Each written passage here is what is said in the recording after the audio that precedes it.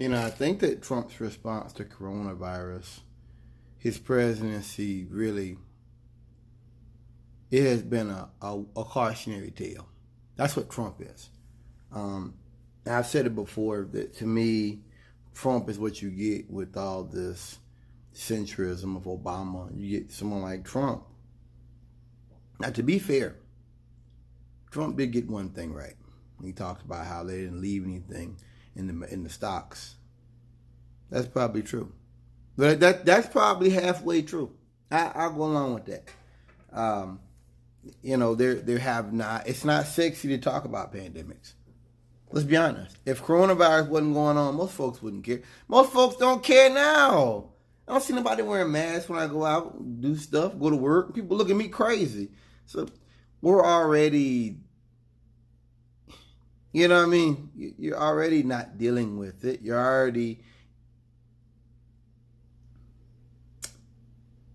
I think Trump is a cautionary tale because from day one, it's been about cutting government. And now we need government. He's been about cutting government and offering up conspiracy theories about deep state, Pizzagate, Hillary, all this conspiracy theory nonsense. And that's what it's been from day one.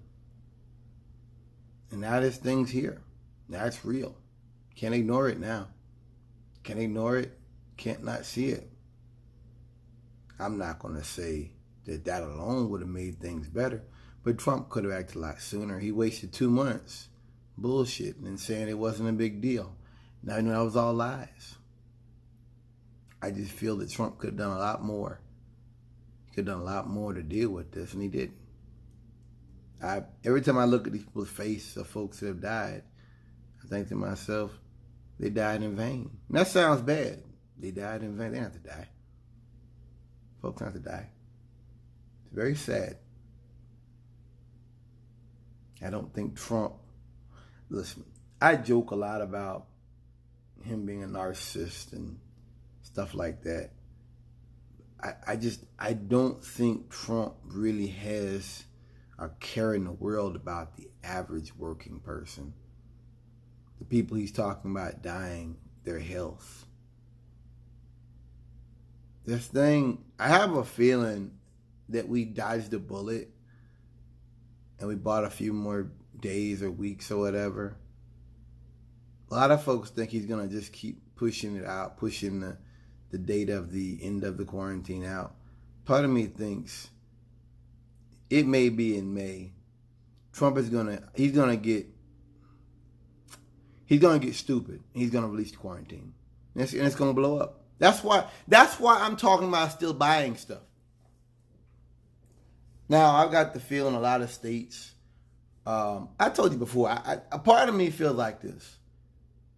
It's a lot of conservative governors in the South still not taking this seriously. I think Florida just was told, but no, Missouri has it. That's in the Midwest. Missouri, they haven't put what's it called. So in a lot of states, they're not taking it seriously.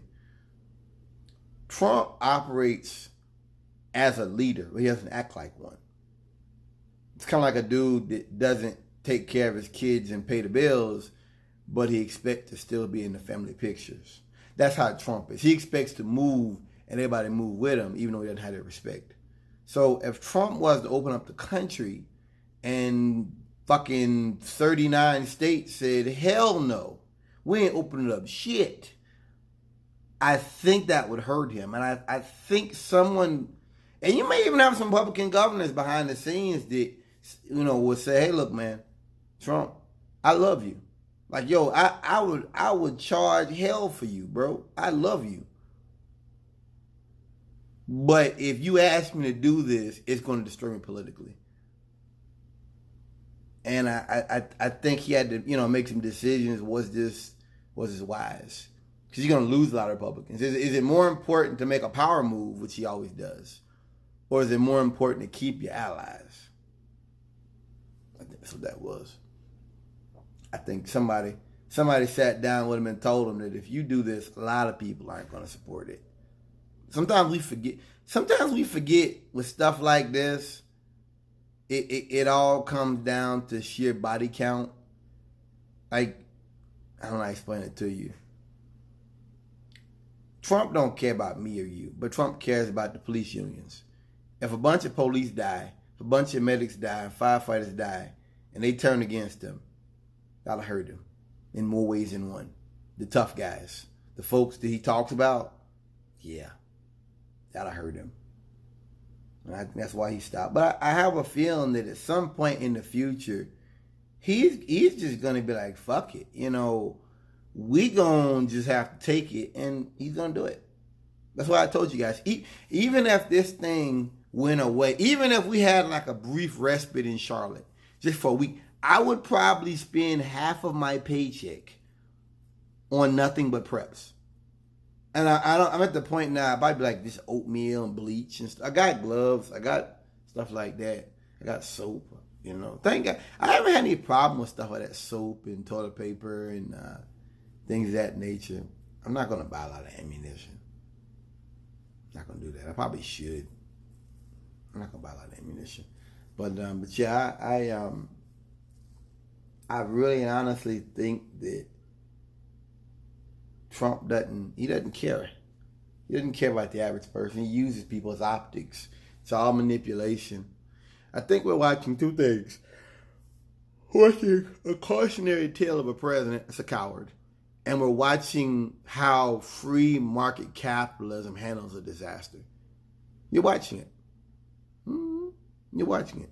Defund the CDC, defund FEMA, take away the pandemic response team, spend 2 months lying and bullshitting people about it, come out, well, you don't need gloves, you don't need this, you don't need masks.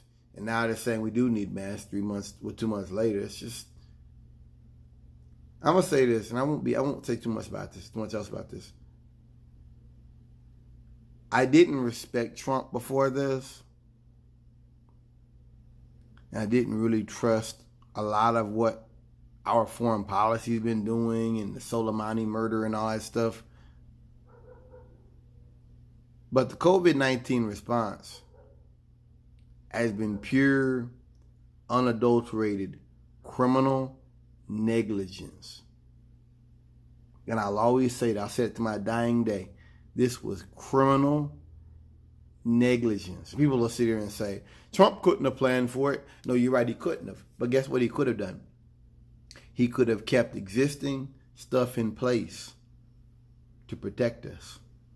He couldn't have, I admit, even if he had shut the country down, people probably would have still died. And there's no telling, that we'd have enough respirators. There's no telling, but it's just that the rhetoric he espouses, the lying.